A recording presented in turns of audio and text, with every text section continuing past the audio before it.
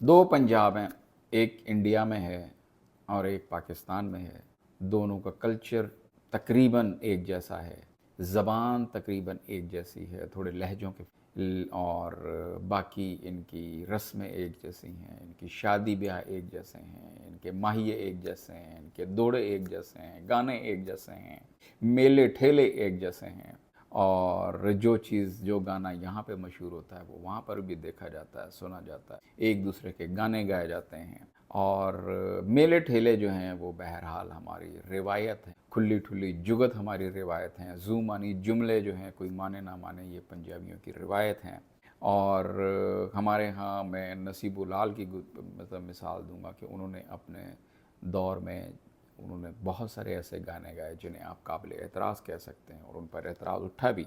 और लेकिन इसमें आप नसीबुल लाल का क्या कसूर है? वो उस बेचारी, वो तो एक गुलकारा थी, उससे जो गवाया गया वो उसने गा लिया। वो शौरी तौर पे इतनी तालीम याफ्ता भी नहीं थी, इतनी अक्लमंद भी नहीं थी कि वो उसे कहती कि मैंने नहीं गाना।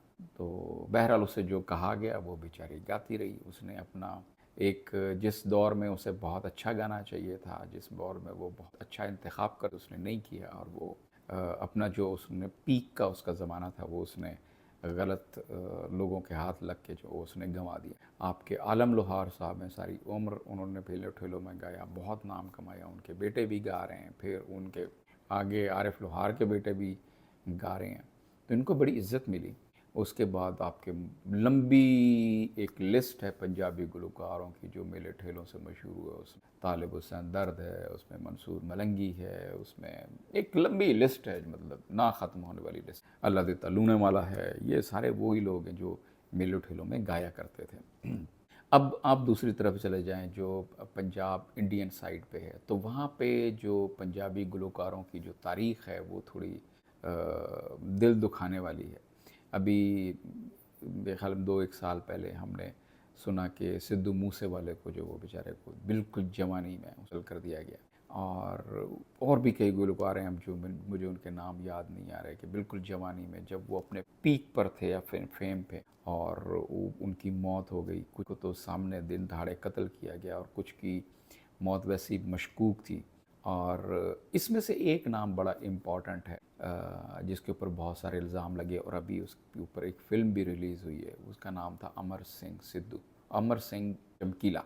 ये नौजवान अपने मेरे ख्याल 22-23 साल की उम्र में कत्ल दिया गया था, और उसके ऊपर इल्ज़ाम ये था कि ये बेहुदा गाने गाता था, इसकी क्योंकि लिखता और बेहुदा गाने गाता था। इसके गानों के बोल बड़े बेहुदा होते थे। जो लेकिन हमें मालूम है कि पंजाबी खुली डुली बात करते हैं, जुगत करते हैं। इवन मैंने फैमिलीज़ को देखा है कि वो पूरी फैमिली बैठी होती है और खुली खुली जुगत मार रहे होते हैं। और अमर सिंह चमकीला के ऊपर भी यही इल्ज़ाम था। अब वजह, बहुत सारी वजह हैं, मैंने अभी वो फ़िल्म देखी है, और उसी की वजह से मैं ये मूवी भी ये जो वीडियो बना रहा हूँ, कि बहुत सारी वजूहत नज़र आती हैं। एक वजह तो ये नज़र आती क्योंकि उसको उसकी बीवी के साथ का था, वो किसी शो में जा रहे थे, यानी शो करके वापस आ रहे थे या जा रहे थे, वहाँ पे उनको दोनों को फायर करके मार दिया गया था। तो यहाँ पे अब जो मूवी से मुझे लगा बहुत सारी वजूहत हो सकती हैं। एक तो वही कि उसके ऊपर इल्ज़ाम लगाया गया कि उसके गानों के बोल बड़े बेहुदा थे,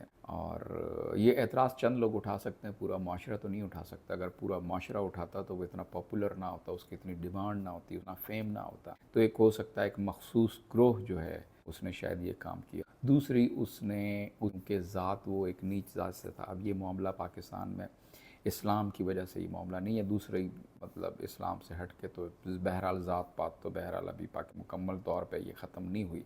अभी तक लोग इस जहालत में जो है वो मुब्तला हैं, लेकिन उस हद तक नहीं है जितना वहाँ पे यानी ये जो मजहबी बुनियादों पे जो ज़ात पात तरह का हो सकता है कहीं पे हो, लेकिन इस हद तक नहीं है जैसा वहाँ पे है।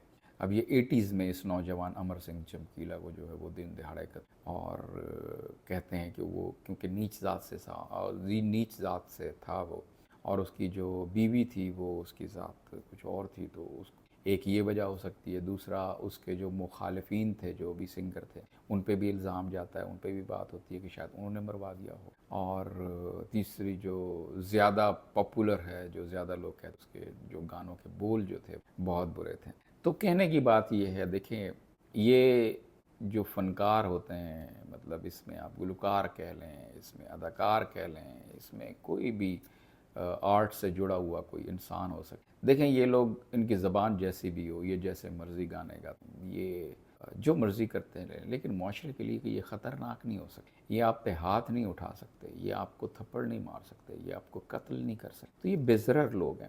تو اس کے پیچھے وجوہات میرا نہیں خیال کہ، کیونکہ کلچر ہمارے سامنے ہے، ہمارا پنجابیوں کا کلچر کتنے کھلے ڈلے ہیں، ہمارے پاکستان میں اب بھی جناب وہ کھلے ڈلے اسٹیج شو ہوتے ہیں، اور اس میں کیا کیا جگت نہیں ہوتی سارے دیکھتے ہیں۔ تو میرا نہیں خیال، اور وہ ڈرامے جو ہیں انڈیا میں بھی اتنے ہی پاپولر ہوتے ہیں، اور یہ جو جگت باز ہیں ہمارے پاکستان کے تو بہت پاپولر ہیں، وہ وہاں پہ بھی اتنے ہی پاپولر ہے، تو وہ دیکھی جاتی ہے، اور وہی جگت جو ہے آپ اس کو مصرے میں شعر میں ڈھال لیں تو زومانی، تو وہ بھی بن جاتی ہیں، تو وہ میرے خیال میں کوئی اتنی بڑی دلیل نہیں لگتی کہ اس دلیل پہ آپ کسی کو قتل کر دیں، دو جیتے جاتے انسانوں کو جناب آپ گولی مار کر جو ہے نا ان کی زندگی لے لیں، تو یہ میرا نہیں خیال کہ یہ ممکن نظر آتا ہے۔ اس کی اور وجوہات ہو سکتی ہیں، جو ایک تو مذہبی ہے، اور دوسرا جو بزنس کی ہے، کہ مطلب ایک گلوکار اچانک اتنا پاپولر ہو جاتا ہے، چھوٹے سے گھرانے سے اٹھتا ہے اور اتنا پاپولر ہو جاتا ہے، باقی جو